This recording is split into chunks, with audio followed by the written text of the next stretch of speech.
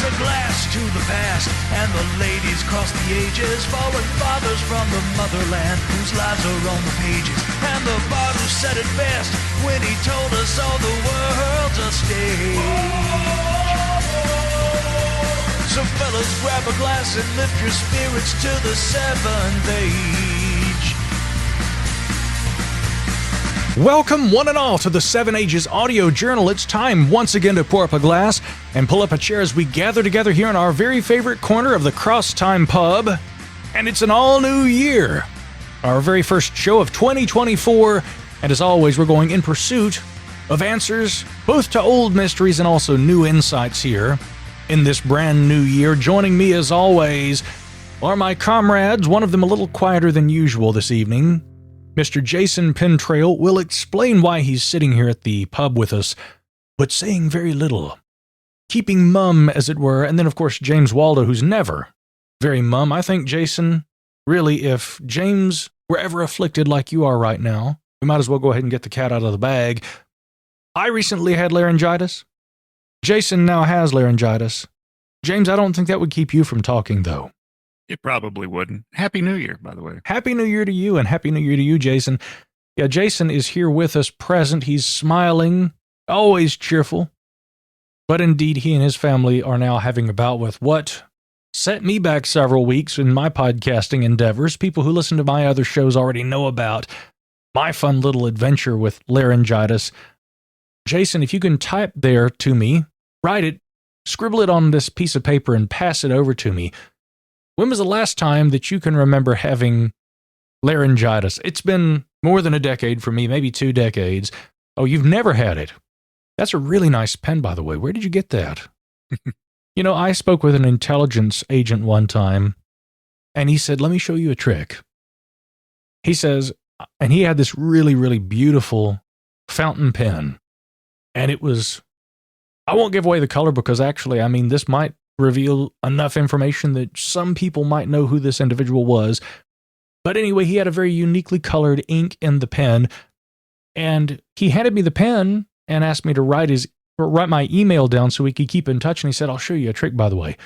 He says, when you carry a pen like this, if you hand that pen to somebody and you're asking them to write stuff down, he said, if you give them a really cool pen and they have a document in front of them and you ask them to sign that document, you can get anybody to sign anything. Right? That's kind of cool. If you hand them a really cool pen like that. And it really was a nice pen. Maybe I should get one of those. Jason apparently has one. So James, how are you doing in this first installment of the program here on the 2024? I mean, the very beginning of this brand new year? Well, I'm doing pretty well. I can't complain. Excited to talk to you guys tonight. Well, talk to Jason, but not really hear from him. So there's some sign language going on, some gesturing of some kind. I'm not sure what that is, Jason. I don't think that was sign language. Write that down, yeah. I mean, I think that's sign language. Everybody knows what that sign means, but, you know, that wasn't like official sign language. I've actually got a dictionary of sign language. You guys know I love languages. I'm not very good at any of them, but I've been recently trying to brush up on my Portuguese a bit because here in the next few weeks, I'm just going to escape for a little while, maybe head further south to where they speak Portuguese and visit some friends. Almost more like family down there. But you know, archaeology in South America has always fascinated me, and I've always told you guys, if I could just get fluent in Portuguese and Spanish, then I could go literally anywhere in South America, and also parts of the southern extremities of North America, and I would be able to speak the language, and then be able to take in so much more of that archaeology down there. I keep threatening to plan some kind of a trip, maybe a cruise or something, where we get a bunch of people together, go down there and check out some of the Mayan ruins, because it's been years since I've been down there, and I was just barely getting into archaeology. I think the last time I went to Lamani in Belize, never have made it to Chichen Itza, And now I hear it's much easier to get there. You can actually sail to Chichen Itza from Houston now because they've put in a new dock or a new, whatever it is. Port. A port, yes, thank you. That's what I was looking for. I was looking over at Jason's glass of the red liquid and thinking to myself, there's a word that's not coming to mind. Ah, yes, there's a new port down there. And it would be much easier to get there than it would have been in years past. Maybe we'll have to do that. Hey, maybe a New Year's resolution. Do you guys have any New Year's resolutions apart from traveling? I'll tell you this. Maybe in the new year I'll be traveling, but my New Year's pre-resolution over the New Year's Eve to Christmas period was no travel, no nothing. I think I slept more than I have slept in years. I caught up on some rest. No joke. That's good. Rest is good to have if you can get it, especially when you're as busy as you are. Yeah. As far as New Year's resolutions, not really. I mean, maybe the normal stuff like lose a couple more pounds. Get rid of some of the old vices and maybe pick up some new healthy habits. That kind of thing. That kind of thing, indeed. By the way, I just want to tease also. A little later, we're going to be joined by Anthony Kail for a very fascinating discussion about Santeria and the American South. That's going to be a really interesting topic to kick off 2024 on. And of course, archaeology applies to that as always. Speaking of which, Jason just wrote us a note here. What's this say? Look at that. He wants to buy more books that he hasn't got time to read. That's something else I wish I had more time to do. I did make a little bit of time for reading over the Christmas holiday.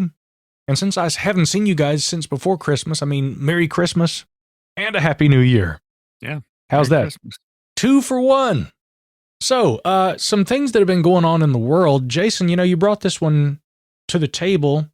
Since you can't talk about this, I'll go ahead and do the honors because I've been following this story too. Gunung Padang, back in the news, and maybe not necessarily for all the right reasons because there was a study late last year. I'm sure many of our listeners out there are aware of this, and I believe this was published in Archaeological Prospection, and an investigation has ensued. Now, I kind of thought this might happen, no joke. A little backstory about this. Over at my science and defense website, thedebrief.org, we covered this story. And my job as editor-in-chief, of course, is to go through and to look at everything, not just correct grammar, but sometimes also to fact-check. And although archaeology isn't our main beat, we do cover that subject from time to time, as well as geology. Come on, if I'm going to be writing, I'm going to be writing about archaeology if and when I can. And so, actually, one of our other writers was writing about this, and he did a fine article about this study, but there was, I had a few questions right off the hop and ended up going through and doing some revisions, and we talked about it, and then ultimately ended up publishing the article. And I'm so glad that we went through and we did the revisions because there were a lot in the mainstream media who were looking at this article, this study, and essentially saying, 20,000, more than 20,000-year-old pyramid in Indonesia. And I'm kind of looking at this going, maybe not so much. Now, those who have followed Gunung Padang know that this is a very controversial site. The claim here is essentially that there's a megalithic structure in Indonesia that might go back as far as maybe 25,000 years. And there's a geologist there, Danny Natajawawa, I believe is how he pronounces his name. He's appeared on some television programs and also a Netflix series that came out last year, a very controversial one hosted by Graham Hancock. And he has been continuing to make the claim that Gunung Padang essentially is a Göbekli Tepe-like site.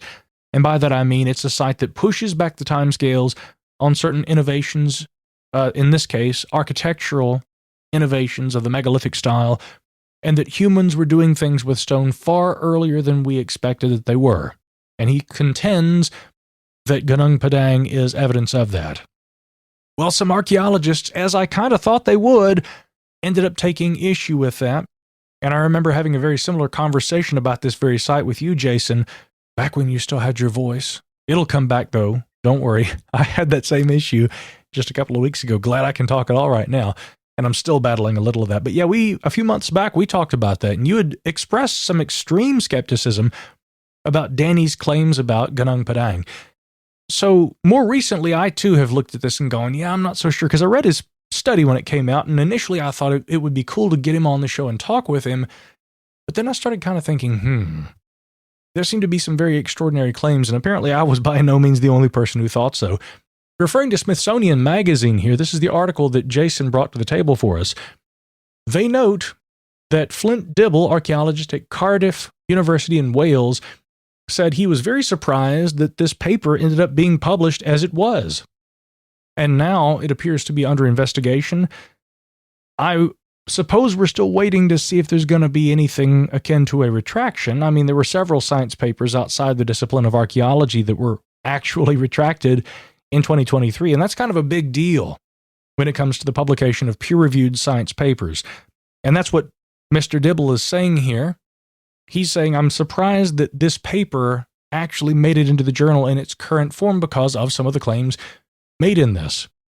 According to a portion of this paper, it states that the findings at this ancient site in Indonesia, Gunung Padang, challenge the conventional belief that human civilization and the development of advanced construction techniques emerged only during the warm period of the early Holocene or the beginning of the Neolithic. Evidence from Gunung Padang and other sites suggests that advanced construction practices were already present when agriculture had perhaps not yet been invented. Now, that's actually not necessarily in dispute, because if we do look at sites like Göbekli Tepe in Turkey, presumably earlier sites too, like Bonkuklu Tarla, also very nearby to Göbekli Tepe, yes, we do seem to be looking at evidence of megalithic construction that predated agriculture. But that's not really a controversial idea in archaeology these days. I mean, I met Andrew M.T. Moore earlier this year, sat down, had a wonderful chat with him. He's been on the show with us in the past, and he, of course, a past president of the Archaeological Institute of America. But in his work in the Middle East, his fieldwork, Andrew M.T. Moore, of course, is best known for his tracing the origins of agriculture in that region. And so it's not necessarily a new idea, nor a controversial one right now to say that, well, yeah, people before agriculture were doing amazing things with stone. Göbekli Tepe and some other sites appear to be evidence of that, but back to Gunung Padang, taking this all the way back to 25,000 years ago is a far stretch beyond the 11 or 12 or even 13,000 years of some of the existing sites that challenge this notion. So far more than just challenging our old ideas, Gunung Padang is falling, I think, at this point squarely into the realm of extraordinary claims, which would require what, right, Jason? Exactly. He's nodding. So, I mean, I presume he is thinking exactly what I'm about to say, extraordinary evidence. And I don't know that we really have that yet. So, we'll have to wait and see, giving Mr. Danny Hillman, Natawijaja, the benefit of the doubt. We'll have to see what the investigation yields, but if indeed a retraction occurs, that's going to say an awful lot, and I think there are a lot of archaeologists out there who kind of saw this thing coming. Now, since this does have to do with stone, James, I'm kind of interested in getting your take on this as a geologist. Sure. So I don't really know that much about this site. You know, I saw the documentary and you know, I've seen a lot of photos and stuff in it. What I think what's important to understand is those stone columns that you see piled up and that, you know, obviously worked by humans, and they, you know, made rectangles and squares and different things out of them. That it's all basalt, right? They're volcanic rock. And in the story that we're talking about, they talk about it a little bit, but they misname it, honestly. It's called columnar jointing. Yep. And it's very common. It's very common most places in the world where there's volcanic activity. Out west of the United States, you see it everywhere. You drive out through Colorado, you'll see columnar jointing and these big, thick lava beds everywhere. Well, and also at Devil's Tower. I told you I went to Devil's yeah. Tower, and they're huge hexagonal slabs of rock. That's right. So if you look at Devil's Tower, the striations that go up, that's columnar jointing. And what happens is when this lava cools, because of the chemical makeup of the lava itself, when it cools, it shrinks and it forms these hexagonal forms. And a lot of times, honestly, it looks like it's man-made. The Devil's Causeway, I think, in Scotland is Giant's Causeway. Giant's Causeway. Yep. I'm sorry. The Giant's Causeway in Scotland is an old lava flow that cooled, and you got this columnar jointing. So I've seen pictures of this pyramid, and now I don't know of any situations where you would have the columns themselves become disjointed and turn into a big rubble pile or something. I'm not saying that's impossible, but I've never seen an example of that. So at least on the surface, obviously people have been excavating these things because they're basically stone fence posts, right? You don't have to work the stone. It's already worked, right? All you have to do is break them loose and then you can use them for whatever. But is this thing of a 25,000-year-old pyramid? Man, I don't know. That's that's pushing it a bit. That's pushing it a little bit. So, it's interesting, and it's obviously, on the top of the hill, it's, been worked by humans, and they built, structures and who knows what over the years, right? But this building material was sort of just laying there ready for them to pick up. So, is there layers upon layers of building? Who knows? Probably not, but I'm willing to be surprised. Yeah, as you guys know, I actually know geologist Robert Schock of Boston University quite well. I've traveled with Robert. I've met him many times at events and things. I've interviewed him, and Robert's kind of known for some fairly extraordinary claims of his own, but as a geologist, he kind of fell out of favor with a lot of his colleagues because those who would make similar claims about alleged pyramids, Robert has looked at these sites and said essentially, look, that is not a man-made construction, that is a geological feature. He's specifically talking about that Bosnian alleged pyramid. He says that is no pyramid by any stretch of the imagination. Yeah. It is the Bosnian one. There's something like off the coast of Japan that's under Yanaguni. Yeah, that's the thing. That's completely natural. Bad news, folks. Completely natural. Yeah, I've seen it many times, and I'm like, it's sorry. I know it looks artificial, but it's not. It's natural. And my point being, again, Robert's a good friend, and Robert yet again also has some pretty interesting ideas. Not all of them have found favor with conventional archaeology. But as a geologist, he absolutely will point to a lot of fringe claims and say, no, I'm sorry, geologically, I can tell you with certainty that is not man-made. That is an artifact of nature, not of human hands. There's another one, the rock wall in Texas you've heard of. It's supposed to be a wall that got excavated sometime, and it's in limestone. And I think it's actually in Rockwall, Texas. And there's there's conjecture about it's this ancient stone structure, and but it's not. It's natural, and it's limestone. Jason has jotted with his gorgeous pen, by the way, and I don't know where you find a pen with green ink. I'm gonna have to find. It looks great on those bar napkins, though. Underground near Dallas. Yeah. I think it's Rockwall, Texas. Is the name of this town. So maybe we'll have to go there. And what would be a really fun episode that we should do one day this year? We should do an episode about alleged out-of-place artifacts. That's a subject that's always fascinated me because there's a geological dimension to that discussion too. There certainly is, yeah. And there's lots of that stuff that at one time I'm like, hey, I think they got something here, but later on I'm like, me too. Not so much. Me too. And again, you can still have that conversation. We should do an episode about it, and we should look at the pros, the cons, best evidence, and of course the debunking where necessary. But in the case of this very controversial paper about Gunung Padang, it is looking like it's undergoing a re-review. And like Flint Dibble there at Cardiff University, I'm kind of wondering how in the world that paper ended up being published as is. That's kind of an interesting question in itself. Good question. Yes, indeed. We're going to get into this conversation, actually, that Jason taped for us back before the holidays, so you're going to finally get to hear Jason's voice, even though he currently is afflicted with laryngitis. This has been going around. I'm sure a lot of you out there in the listening audience have also had this horrible respiratory thing. I had it for a couple of weeks. I don't know if you can really tell as badly as I can. I can tell I'm still getting over it. But before we get into this conversation with Tony Kail, I want to remind you, head on over to our Patreon page, which is patreon.com/7ages podcast. If you aren't already following the Patreon page, you've got a lot of listening to get caught up on. Jason's got the Green Dragon Book Club. There's the reason for the green pen ink. He loves the color green and green dragons and references to all things green. What about typo negative? I bet you'd be a fan of that too. Full disclosure, as I was packing Christmas presents on Christmas Eve, I spent about 8 hours. I listened to every typo negative album while I was packing Christmas gifts. So I too love Typo Negative, and I've been in a bit of a green mood myself in recent days. So yeah, check out the Green Dragon Book Club, and of course also all of the additional Digging Deeper podcasts that are featured over there. Oh, in fact, Jason just wrote to us here in this beautiful green pen ink. Typo is why I'm married to my wife. I know that story. Yes, Crystal also loves Typo Negative. I got to find a lass out there, a Shannon who loves the sultry sounds of Peter Steele. That deep voice. Wow. Yeah. So anyway, check out our Patreon page, and of course also make sure that you get over there and check out 7ages.org, the entire back catalog of podcasts available right there. You'll find us on social media. We also have a chat group on Facebook that Jason moderates. Even when Jason can't speak, he's always out there injecting his knowledge, his vast knowledge of archaeology into the discussion, and so you can definitely interact with us over there too.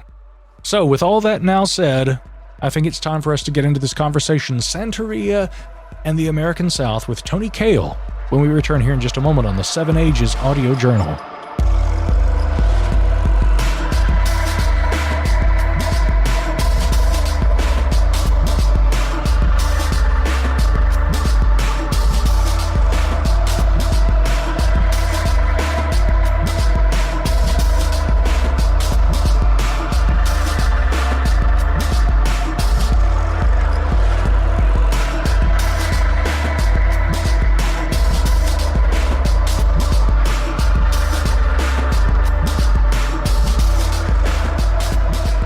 Tonight on the 7 Ages Audio Journal, we welcome author Tony Kail. Tony Kail is a cultural anthropologist.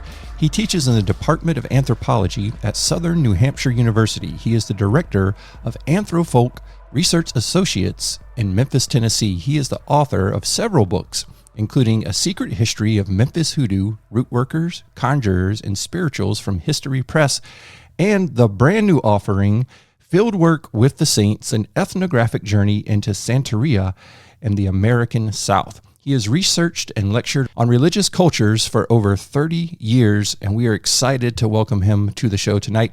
Tony, welcome to the 7 Ages Audio Journal. Thanks for having me. Well, absolutely. You know, Tony, we've been in contact over the last year and a half or so, 2 years, and we've had the opportunity to really get to learn about your very unique place in the world of cultural anthropology. And I think that you really have a lot to offer as far as unique perspectives on many of the areas that are often overlooked, in some case misunderstood throughout the country. And your brand new offering book just came out. It's available now. Again, Fieldwork with the Saints, an ethnographic journey into Santeria and the American South. A fantastic book that I had the opportunity to see even before the publication. And Tony, again, congratulations on the book. I have to tell you that as I looked through it, and I've even read through it again since the official release, I learned so much about Santeria and the associated religious cultures, the people that are involved.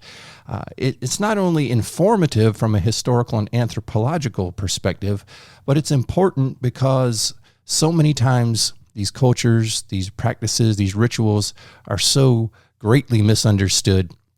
So I think you really do a great service to not only history, but to local communities who are involved with these type of practices so that everyone can have a much clearer understanding of their culture and their heritage, and also kind of alleviate some of those fears that oftentimes people have. So again, congratulations on this fantastic new book. Thank you so much. It's so important that we build these bridges of understanding between those outside of these communities and those that have followed these traditions most of their life. And that is what I feel the purpose of this book was, to be able to bridge that gap between outside. It really is a book for outsiders to the community, and hopefully we'll create some understanding when there are confusion and misunderstandings, many times due to propaganda, and Hollywood, unfortunately, has done a disservice in portraying many of these African religious traditions in general. throughout the years. So that's definitely our goal, is to build that bridge of understanding. And, you know, the book really does that. It starts with the roots of the people, not just Santeria as a practice or a cultural norm, but it tells us the story of where does it come from, how was it established, and how did it make its roots here in the American South, and actually throughout the country for that matter. And so if you are someone who is unfamiliar with these things, the book does a great job of taking you to the beginning and walking you through not only the roots of this practice, but also really shines a light on the culture and the people. And by the time you reach the end of the book, you really will have a much clearer understanding of all the facets of everything that's involved with this type of practice. So as we get into it, let's start with the roots. So for those who may be completely unfamiliar with this, it may be only known to certain communities throughout the South. And I know in your particular area of the world, in and around the Mississippi River there and Tennessee, all through that region, it is certainly something that is intertwined with many other types of rituals and cultural practices. But where do we look, Tony, to find the roots of Santeria? Where does it begin? Santeria is also known as Lukumi. That comes from the Yoruba people of Southwest Nigeria. Santeria was born out of Yoruba African traditional religion. The Yoruba are one of the largest ethnic groups, or the second largest ethnic group in Nigeria. And the Yoruba trace their origins as a people back to the city of Ile-Ife. It is a holy city where Yoruba deities, Oduduwa and Obatala, are said to have created the world. And this is an example of, as we see the religion function, it not only functions as a spiritual system of guidance, but also a bedrock of ethnic pride, because the Yoruba take themselves, their history as a people, from the teachings about their deities. And so Yoruba religion really permeates Yoruba communities and society. It affects history, it affects culture, it even affects physical geography in some communities, where specific shrines were built in specific areas of a community. You know, in fact, explorers would note how this would affect places they would encounter. Yoruba religion teaches a creation story that gives us some insight as to the basis for what would eventually become Santeria.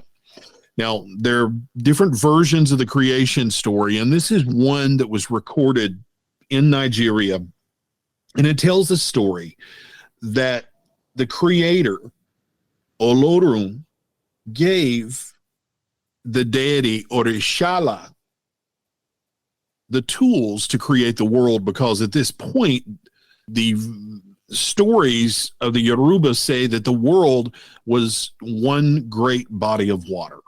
And so all we had was water.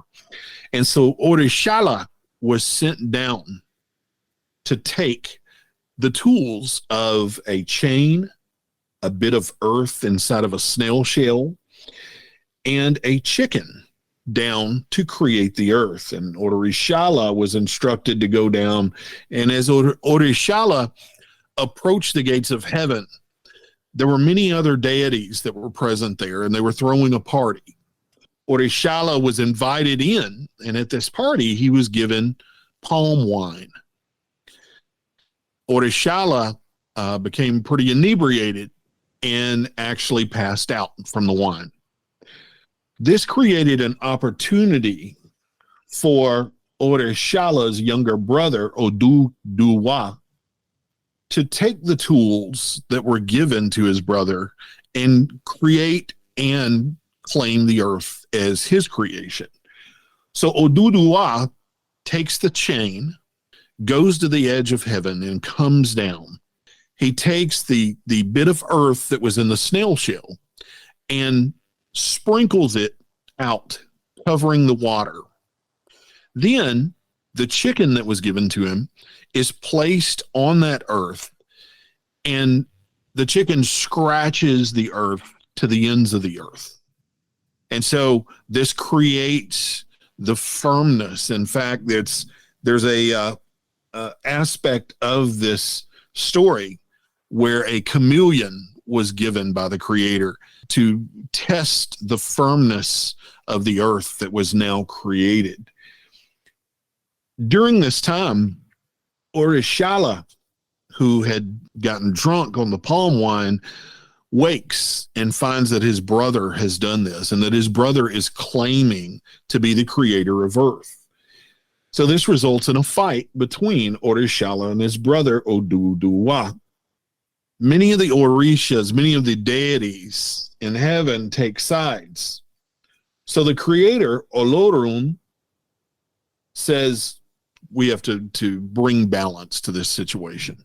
Olorun awards Oduduwa, the brother who eventually did create the earth with the tools that was given to him, awards him the earth and the right to be the first divine king of earth. In fact, Yoruba kings in history would draw their lineage back to this divine king. Oduduwa would go on to claim the earth, while Orishala, the brother, was given the ability to create humans by molding them together. Eventually, the creator, Olorun, sends the brothers and other deities to the earth to guard the earth, protect the earth, and they become these divine ancestors that make the basis of the stories and spiritual personalities in the Yoruba religion. It's absolutely fascinating, Tony, and thank you so much for that detailed description, because as you're describing the characters and the act of creation, I'm hearing similarities to Hebrew stories, to Egyptian stories, Nordic, Native American. There is that familiarity, that vein, that of similarity. Of course, different characters and a little bit different approach, but so many of the things are striking through various other cultures throughout the world that seem to have that similar kind of take on creation. And so what I always find interesting in these cases is, you mentioned Nigeria and the Yoruba people. Is it solidified as a creation story exactly from that region, or are there various regional interpretations of that story? To what degree does it differ? You know, I've seen the creation story differ among various scholars in Yoruba religion, and there are different aspects that change as the story is passed on. Much of the history of the Yoruba that we have today has, of course, been filtered through generations of interpreters and teachers. The teachings we have today definitely have numerous layers, and the various interpretations kind of just depend on who is sharing that particular story. And is there written versions of this, or is it primarily an oral tradition? There are pieces of written history regarding Yoruba religion. In fact, the high priest in the religion known as the Babalawo works with a piece of spiritual history and spiritual wisdom known as the works of Ifa. And there are various spiritual proverbs that are broken into different divisions known as Odu. And so the priest, for example, doing a spiritual reading for someone may utilize various tools. There's a divining chain known as the Equele, and the chain has various pieces of shell. And as the chain is cast, the pattern in which the shells land, whether they be a darker side or a lighter side, is translated into this very complex system of spiritual wisdom in the works of Ifa. If someone was doing a reading for you and this particular form of divination was being used, that pattern that the shells might land would be interpreted as corresponding to a particular proverb. Then the proverb generally will speak about the deities in Yoruba religion. And so maybe you're asking for assistance on getting a new job, or making a new, going down a new road in your personal journey. And that particular Odu may speak of a particular deity like Esu or Yemeya, and ask about, and may include a story about how traveling a specific way or planning a new project needs to be done with wisdom. And so it will apply, this history will apply to your current situation. It's very interesting. It puts me in mind of the Western occult traditions of tarot, runes, things like that, types of divination. But it's interesting how you describe that it can be used in such a complex manner. So when we're talking about the religious basis of the Yoruba, are we looking at a traditional sort of gathering of people, a congregation that is led by a cultural leader, maybe what would some refer to as a shaman, or someone who is in that position as the teacher or the evaluator of the information? How does the hierarchy work between the practitioners of Yoruba traditions and those who are interpreting the divination? In Yoruba religion, the deities are viewed as having children, and as human beings, we are considered children of these particular deities. And so in Nigeria, you would have a family where perhaps the father was a child of the deity Shango. And so when that father would have a son, that son would also become a child of Shango. And that household would honor Shango through various rituals that might include dances and songs and particular distinct shrines for that particular deity. There are positions of authority within the religion in Nigeria where there are the priests, the babalawos. One of the things that we see sort of transcend the religion as it goes from the Yoruba to contemporary Santeria is Hollywood has, in many cases, shown these depictions of followers of different African traditions as being these chaotic, someone who all they do is do spells and all they do is animal sacrifices, and that there's no rhyme or reason, that it's a very loosely based in the shadows type practice. The reality is the complexity of the Yoruba tradition is nothing less of awe-inspiring. It is so complex.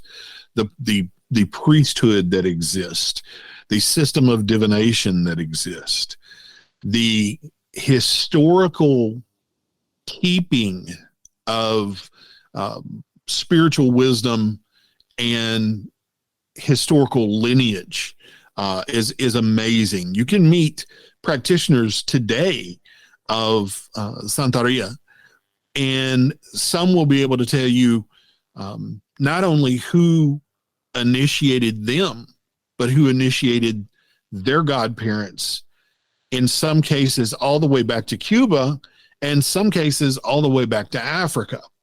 And so there is this system, this lineage that preserves the tradition. So to answer your question, yes, they're definitely particular ritual specialists that hold offices that serve as points of authority in the religion.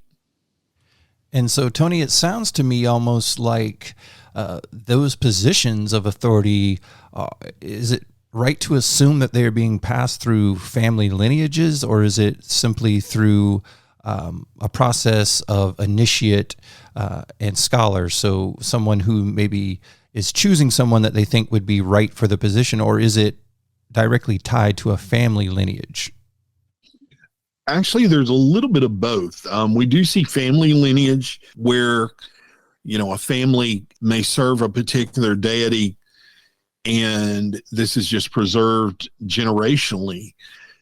We also see this lineage as a form of initiatory lineage that maybe you and I come from different families, but yet, you could come to me if I was a priest and I could initiate you into our spiritual kinship. And so now, we are related spiritually in the religion. Yeah, that's a great way of putting it. It makes sense.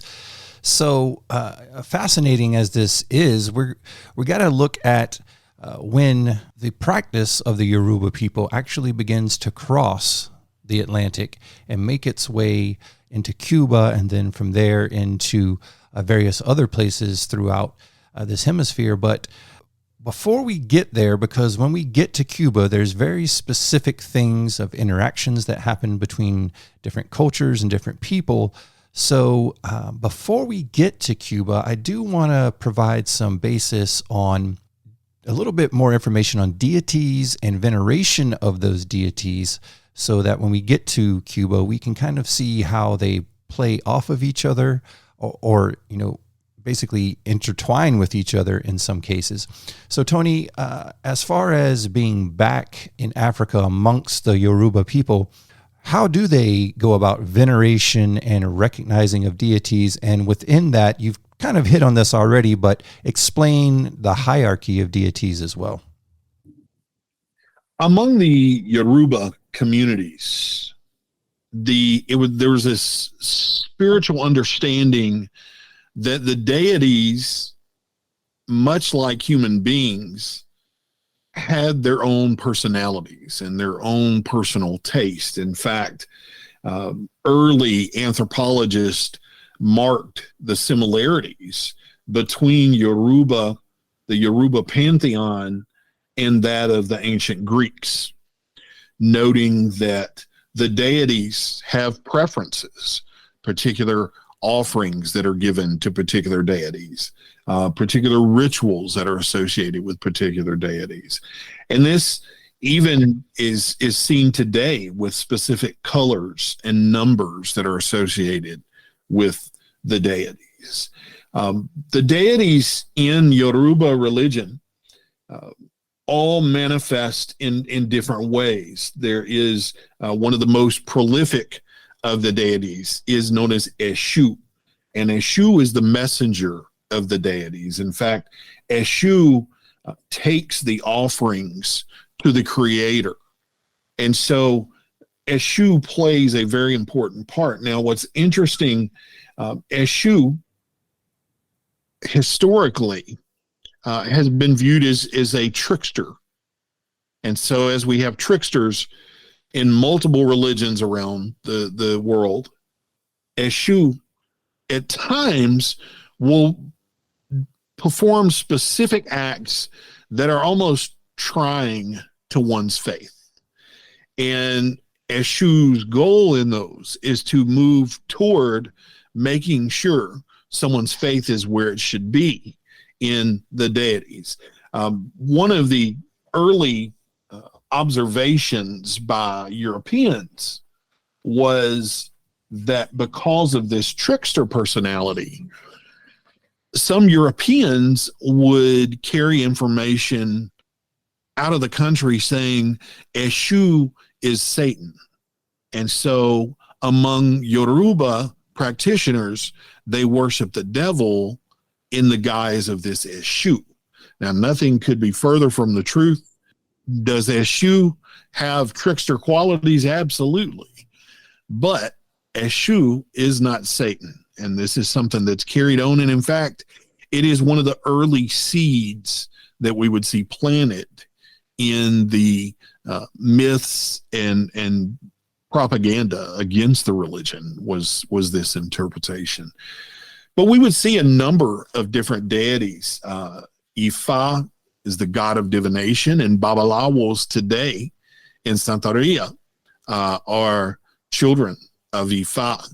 Ifa also is known as Orunmila, and Ifa gives the ability to the Babalawo to know specific secrets of divination. In fact, the word Babalawo means father of secrets, and that is referring to that specific ability to perform different types of divination. There are other deities that it's fascinating to see affect daily life. We may be in some cases used to this Western interpretation of religion as something that's only practiced on a specific day or only, specific times of the year. But with Yoruba religion, the spirituality permeates daily life. It permeates the epistemology of, why or how do I make a decision in daily life? It informs those decisions. So with a deity, say like Ogun is the god of iron. In Nigeria, it is not uncommon to find shops with the name Ogun. If there's a blacksmith that works there, if there's someone who works with tools of iron. And this is just a small example of how the deities enter daily life for those in the community. And there are a number of other deities.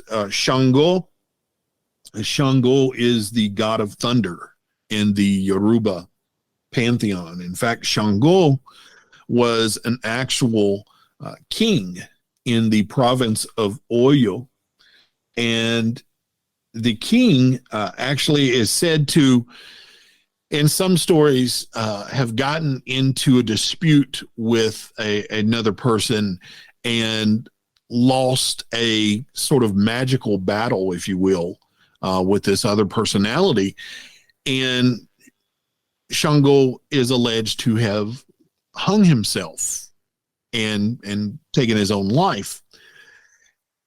You'll even hear practitioners today say the king did not hang himself, and that's what they're referring to is this particular act. And after Shango's death, he was somewhat deified in the eyes of local communities there as being a powerful king. And so Shango is definitely remembered there as a powerful deity as well.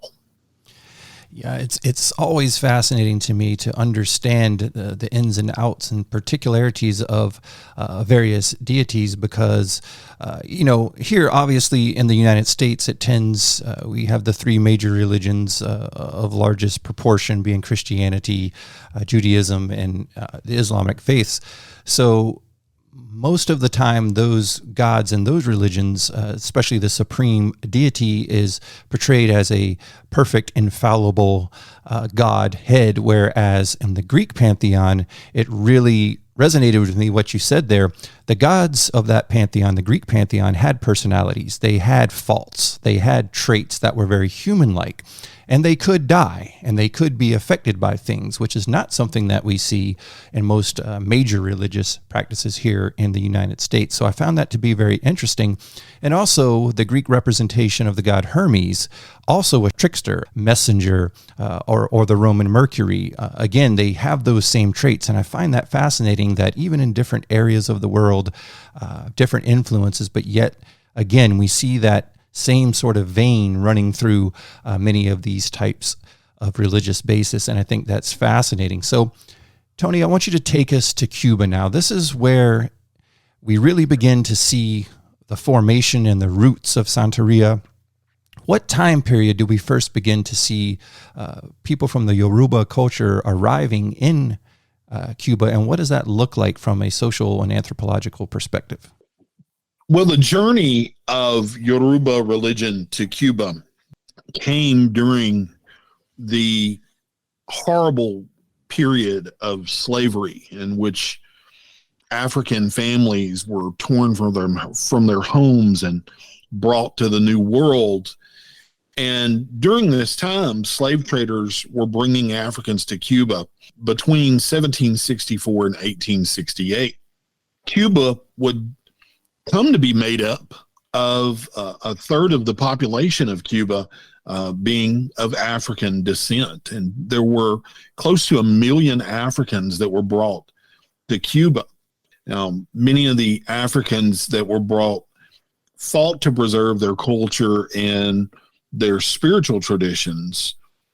And the prominent religion of the slave traders at the time was Spanish-based Catholicism. With this, there were a number of forced conversions.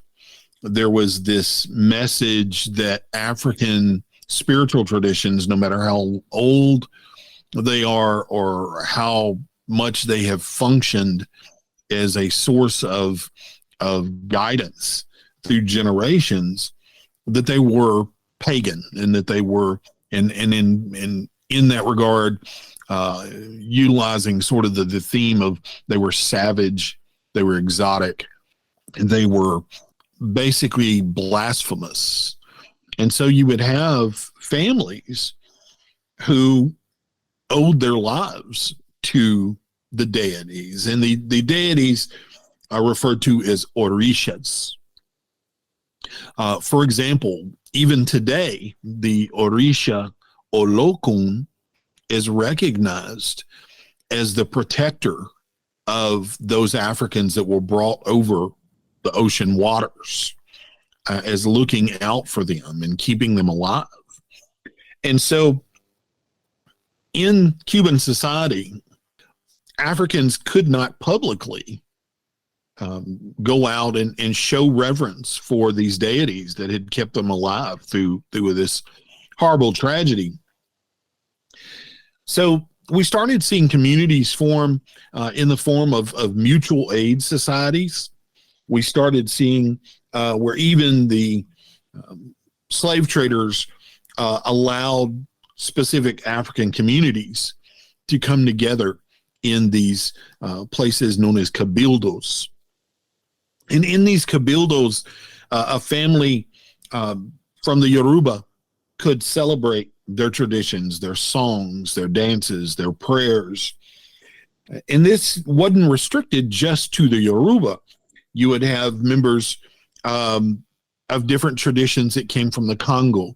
You would have traditions that came from Haiti. And in these different buildings, or these cabildos, they could actually, they were free to express their spirituality. They were free to seek guidance from their particular deities and their particular spiritual directors.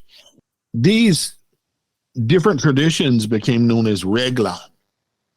And so you may have, like, if you're out of the Congo, Los Reglas de Congo. Regla means rule. And so you'll hear Santeria referred to as Regla de Ocha, or rule of the Orisha. And this is sort of breaking down what tradition is being observed. in that particular cabildo. So as we look again, we talked earlier about the regionality of things. As these practices begin to settle into Cuba, how do they interact and play off of the already established Catholic traditions? So we hear a lot of times when we discuss various world religions, a term utilized called syncretism. Syncretism seems to evoke images of this very simple joining together of two cultures. You know, this particular deity reminds us of this particular saint, or, you know, things like that. The thing with syncretism is syncretism really does not do that process justice. There's a complexity to that process. So, for example, let me give you an example. 2021, I was in an area of Cuba, a community called Huenes. Huenes is a small community where there are a lot of African traditional religions still being practiced. Very vibrant community. In Huenes, there is a church called Capilla Santa Barbara. This church began when Europeans they sent images of Saint Barbara to this area of Huenes, and locals began to pray to this image that was actually on a almost parchment type piece of material. And they found that their prayers were being answered and miracles were being performed. And so this sort of progressed into where someone locally obtained a statue of St. Barbara. And so they would start holding processions in the streets for her. Over time, they noticed that Africans would come to these processions, and the processions were not being looked upon as strictly Catholic. There were Africans and freed slaves who began talking about how this image is Shango. This is Shango from back home. And so there were a lot of similarities in the aesthetics and in the life stories of the saint and the Yoruba deity that were very similar. And so today in Capilla Santa Barbara, there in Huenes, you can go to the church and they still have the images of Saint Barbara. And in December, you can go on one day, and I believe it's December 4th. You can go on one day, and it's the traditional feast for Saint Barbara in the Catholic Church. However, the next day, the church is locked down, and practitioners of the Yoruba religions come to the church and give offerings to Shango. And so this sort of enculturation where these two cultures bumped into each other over a long period, we started seeing these marriages between these two images and these two teachings. And so even today, we will see the Orishas being honored, say, in a sacred space in someone's home, and you'll see a Catholic statue of Saint Barbara or Saint Teresa or Saint Francis. And that is where we see this protection. I've heard some practitioners say that the saints are essentially costumes that the Orishas are wearing in this world. And so there's definitely a complexity to that. And again, there is a depth of even esoteric teachings regarding the Orishas that work their way through this cultural marriage between saint and Orisha. Yeah, it's a fascinating concept and something, again, that has occurred many, many times. You know, often it's said there aren't as many gods and goddesses as you would think. There's just many names for them. So oftentimes we're looking at potentially, based off of your beliefs, a smaller group of deities, however many names as they are spread out throughout the world through various cultures. So it's an interesting way of looking at it. Also, it puts me very much in mind of the American South during the time of slavery, where oftentimes the saints or Christian iconography would be used to basically hide the traditional belief in order to appease a master or a landowner, to convince them that you were the same as them. However, in reality, you are recognizing it as your traditional cultural deity. Do we see that occurring in Cuba as well? Absolutely.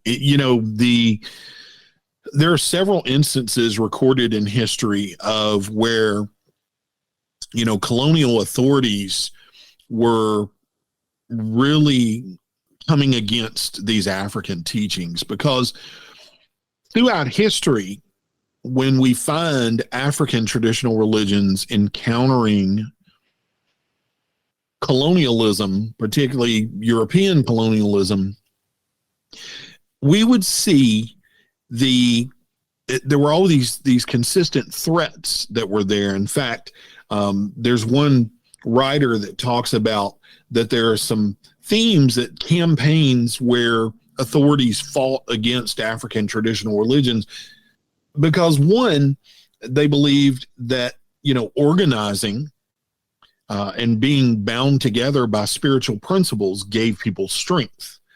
And so we definitely don't want these slaves to be able to organize and unite. And we've seen historically the power of this, the Haitian Revolution sprouting from a Haitian voodoo ritual. We see throughout history how this becomes a bonding mechanism. In Cuba, this propaganda campaign started where practitioners of African religions were referred to as brujos, and black brujos as black witches. And there was this constant theme of, one, that they were doing witchcraft. And in this context, witchcraft would be more interpreted more like sorcery, that they were doing malevolent works against people. And so that was one reason to fear. The second was a connection to criminality. We would see in the historical record where authorities would say, these brujos are breaking into people's homes, they're stealing children, they're the basis for grave robbing, they're the basis for different acts of violence. And then lastly, there was a theme that was promoted in this propaganda that cannibalism was part of African traditional religion. And so this fear permeated society in Cuba, and it would also serve as sort of the seeds that would eventually come to the U.S. There is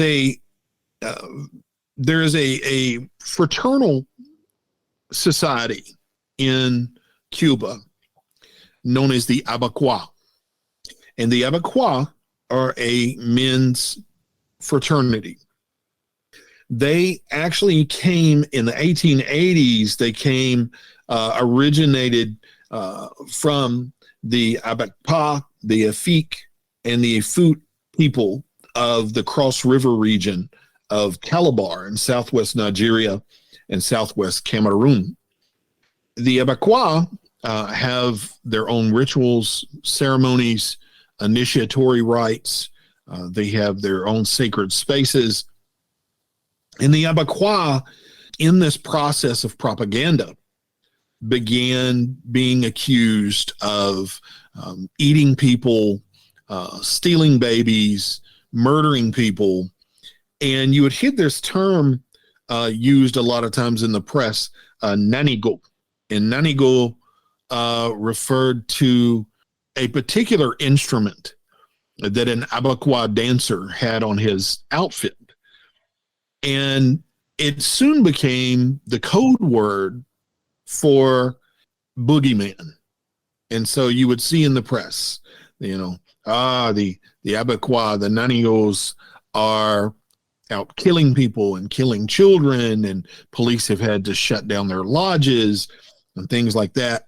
And this would eventually process itself into the U.S. With these different allegations. I have in fact, I want to share with you, this is a brief report that was sent not only throughout Cuba, but into the United States. April 22nd, 1900 edition of the Daily Leader out of Lexington, Kentucky would carry the headline, Nanios of Cuba practice voodooism. Governor General Wood is having trouble with these strange people. Their rites and swamps and forest at night are awe-inspiring. Sometimes commit murder. We would see a number of stories in the press that were coming out not only in Cuba, but internationally. There was another story that I actually include some graphics from in 1918 that talk about a girl that was tortured and mutilated in a, quote, voodoo orgy in Havana.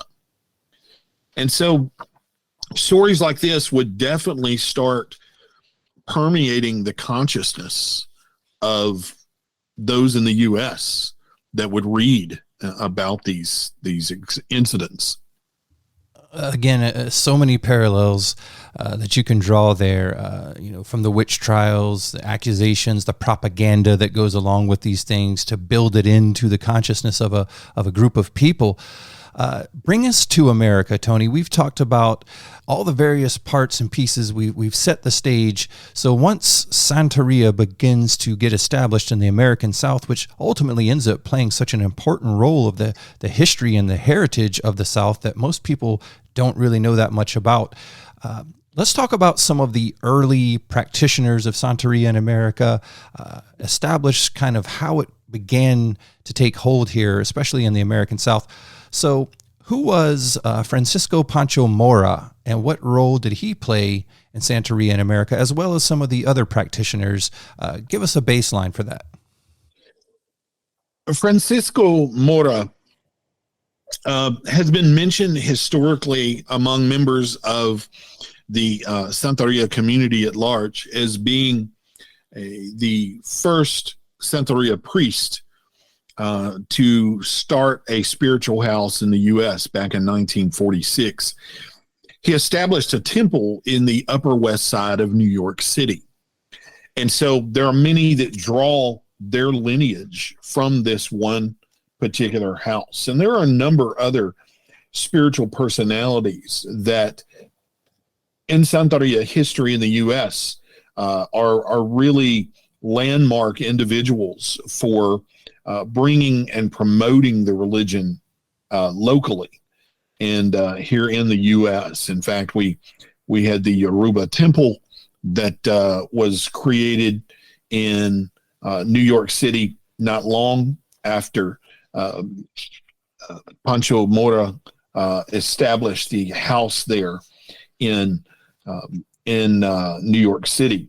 And a friend of mine who is a very wise, experienced Santeria priestess, the term Santera is used to refer to her position in the religion. But she shared with me about one of the most prolific figures in the religion's history, a woman who is known as Sunta Serrano. She was also known as Osa Onco. She lived from 1902 to 1986, and she was initiated in Cuba before the revolution and later moved to the United States. She lived in the Bronx, where she performed a number of initiations, and she was very helpful with African Americans that wanted to be initiated into the religion, that were called to be initiated in a religion. And in many cases, there were issues of, you might have a practitioner that was biased. And so that would be an issue. Some cases you had African Americans in New York that there was a language gap between understanding specific language used in the religion. And so she worked toward informing the community outside and those inside the community on becoming a part of the Santeria faith. Yeah, again, so many characters that you describe in the book, people who played these key roles, establishing in places like New York City, various other places throughout the nation, and then also the South. So obviously, during the slave trade, the South was obviously the main area of influx for those cultural iconography and different people and different ritual practices that are coming over. So talk about the role of Santeria in the American South, and especially in areas in which you live in and around along the Mississippi there. What is the influence, I guess, is overlooked oftentimes because it's so ingrained into much of the community. But tell us about the establishment specifically in the southern states of the United States. So to sort of set the stage as to the environment in which Santeria manifests in the southern United States, we saw some historical incidents occur that affected America's perception of Santeria. In the 1980s, we had the Mario boat lift, in which there were thousands of Cubans that were brought to the U.S. Now, sadly, you had a number of families that were just good people that were coming here, but the media focused a lot on these criminals and in some cases people that had been released from asylums in Cuba. And the Mario boat lift became this sort of theater to which a lot of Americans got their first exposure to not only Santeria, but Cuban life. And so taking this in, this was also combined or layered with what we started seeing in popular entertainment. During this time, we had TV shows like Miami Vice that would show drug dealers using Santeria. The show would eventually go on to show a positive depiction of a Santeria priestess, but initially there were these constant themes of, well, this is the religion of drug dealers and drug dealers only, and so this is what's being sent out. Also during this time, we had movies like The Believers, which was a horror movie that used themes of African traditional religions in a very much boogeyman type role. When you take this and you combine it with bias and racism that already exist in the southern U.S., it became this really deadly combination into which, if the word Santeria was mentioned, that always meant some sort of nefarious voodoo that involved killing animals and possibly killing people and things like that. It was at this point that we would see situations. I would get calls from police officers back in the early 90s where they might find a chicken that was left, say, in a public park that had been used in a particular ceremony. They'd find a chicken, some cigars, some pennies.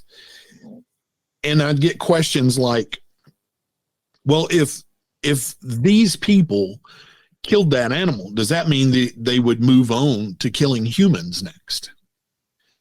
You would get inferences that, well, this is obviously some kind of Satanism and devil worship, and that's what they're doing. And, the basis for me writing this book, and to circle the wagon to answer your question, the basis for me writing this book actually came from a conversation that I had with a friend who is a Santera, and she's been a Santera most of her life. And she was having a conversation with me and explained that at the time she was living in an apartment complex in an area that we would colloquially call the Bible Belt, this particular region of the South where there's heavy influence of conservatism, Christianity, churches on every corner, and very little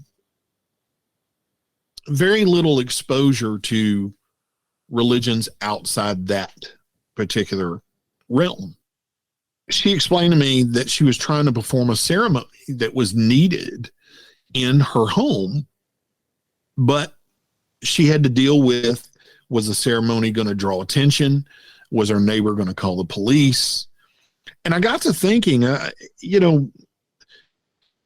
for a lot of us, expressing our religious beliefs or following our spiritual traditions, we don't have to worry about, is someone going to call the police? Is someone going to break down the door of my church, my synagogue, my mosque? And so this really got me to thinking. And over time, we would see more and more situations where it didn't matter if you were practicing Santeria, if you were Wiccan, if you were Buddhist, that these outside interpretations of these religious traditions were often so tainted that in many cases it placed practitioners of these faiths in a category of deviancy, of criminality. And my, calling to do this research was, after spending some time in Africa, after researching African religions for now going on over 20 years, there are practices and cultures that are so misinterpreted from the outside. And we need to gain an understanding into the other humans in our world.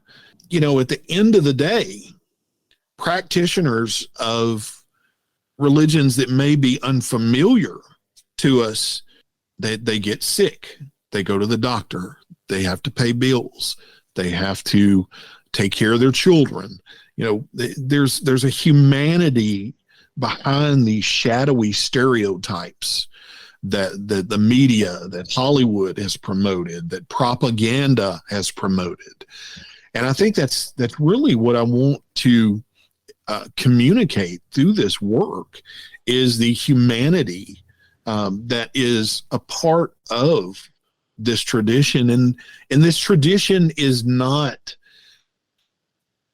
thin by any stretch of the imagination. This is a complex spiritual tradition that so much work goes into it. Even documenting ceremonies, you can see not only the mental stresses that are alleviated through various spiritual ceremonies, but you also see the physical toll that some of the ceremonies have on individuals. I mean, it is a lot of work to do these ceremonies, the locating animals, locating materials, and especially in this region of the southern U.S., a lot of materials are not immediately available that might be available in, say, Miami or New York. The locations of where you can hold these ceremonies, are very restricted. I would interview two sisters that were practitioners of the religion, and they would say, we went to a particular area where there was a river to do a ceremony for Oshun, the goddess over the rivers. And we had people driving by. We had someone stop and basically interrogate us and ask us what we were doing, why we were doing. And they simply were out by the body of water with a candle and some flowers and some different items, but they were interrogated. So the work to keep this tradition alive in areas where there is such great misunderstanding is a really amazing system of secrecy that has to be performed to basically keep this tradition alive. Tony, you've had such an opportunity in life to work one-on-one with practitioners, not only of Santeria, but many different disciplines, and truly understand the reasons. It reminds me of the old saying, people fear what they don't understand.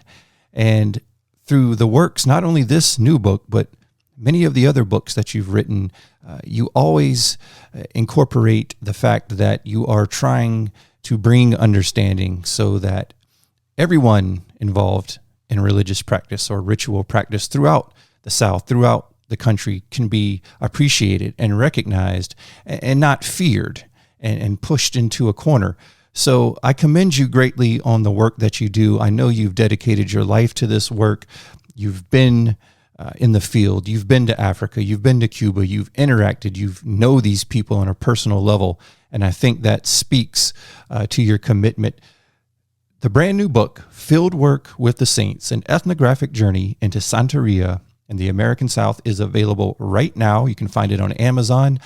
Tony, take this opportunity, also tell the listeners where they can follow your work, where they can find some of your other books, and anything else that you have going on that you would like to tell the audience about tonight. Well, you can find us online at AnthroFolk.com. The book is available through us, and it's also available, as you mentioned, on Amazon. Our other books are also available on Amazon as well. And we would love to hear from you. I feel like this is an important work that is, it's not about me. It is about the stories of the lives that are involved in this particular spiritual tradition. And I definitely want to communicate that. And it's, like I said, the work is focused really for outsiders. There are some areas in there that, practitioners are more than familiar with. And, but this really is for outsiders, because I want folks to understand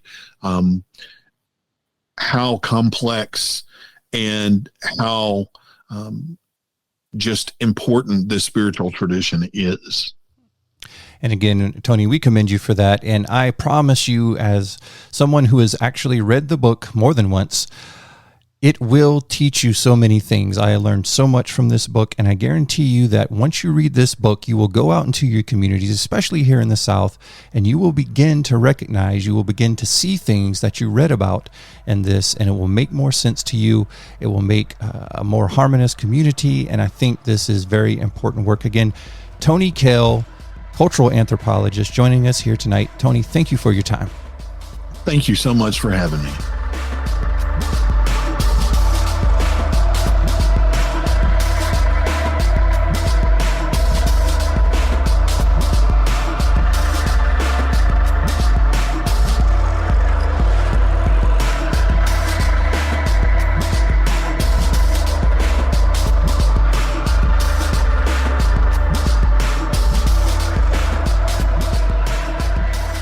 Jason, another incredible conversation, really a great note to kick off 2024 on. And at the end of 2023, I got around to doing something that I thought I'd ask you guys about. I had not yet watched Christopher Nolan's landmark film, quite an epic film of the atomic age, Oppenheimer. I finally watched that. Have you guys seen Oppenheimer? No, but I heard it ends with a bang. Well, yeah, imagine that. Jason has seen it. Now, James, you should watch it. Incredible film. I mean, I was really just drawn in, as everybody said I would be. But it is a little different from other Christopher Nolan films, which often deal with very far out concepts. You know, space travel, or if you watch a film like Inception, dreams and consciousness. Naturally, I'm a huge fan of the Batman films that Christopher Nolan did, starring Christian Bale. I liked Christian Bale as Batman. But Oppenheimer has me thinking in the sense of the history of all this, right? I don't know that you could really say, I mean, I guess really that historical archaeologists could go out there to Los Alamos and they could look at the very recent archaeology of the construction of the beginnings of the American atomic warfare complex. But even outside of archaeology, just looking at the history, the unprecedented events that were occurring in the world at that time, the tremendous lengths that we went to. And it was after pushing that button, of course, you don't go back. After you unleash the power of the atom, it's not the kind of thing you can easily undo. I am very glad, though, that we are at this point in history, really, I think where people at the time of the Manhattan Project hoped we would be. If we unleash the power of the atom, we may be able to prevent future uses of atomic weaponry in future wars. That remains true for now. And I guess always with measured hope, I do continue to hope that that will remain true. So anyway, if you haven't watched Oppenheimer, definitely check that out. James, I think you'll love it. And guys, I know Jason hasn't had very much to say tonight, but I can tell how thirsty he is, and he's probably going to need that final glass of gin to help ease that burden that has taken residence there in his throat. I've had that very same issue recently. Jason, I hope you get well soon, my friend. James, watch out, because this respiratory thing is no fun. Look, Jason just wrote cheers to us. Very nice. Yeah, cheers. I'll be on the lookout for respiratory disease. Yes, indeed, James. You be on the lookout indeed. The rest of you guys out there, be on the lookout for future installments from us kicking off 2024. This has been a fun one, even with a bit of unusual silence. Next time, I'm pretty sure we'll all be back 100% in pocket. And for the time being, on behalf of all of us here at the 7 Ages Audio Journal, Jason Pentrail, James Waldo, and yours truly, Micah Hanks, we look forward to the next 12 months with you guys, and we'll see you again soon when we return right here on the 7 Ages Audio Journal.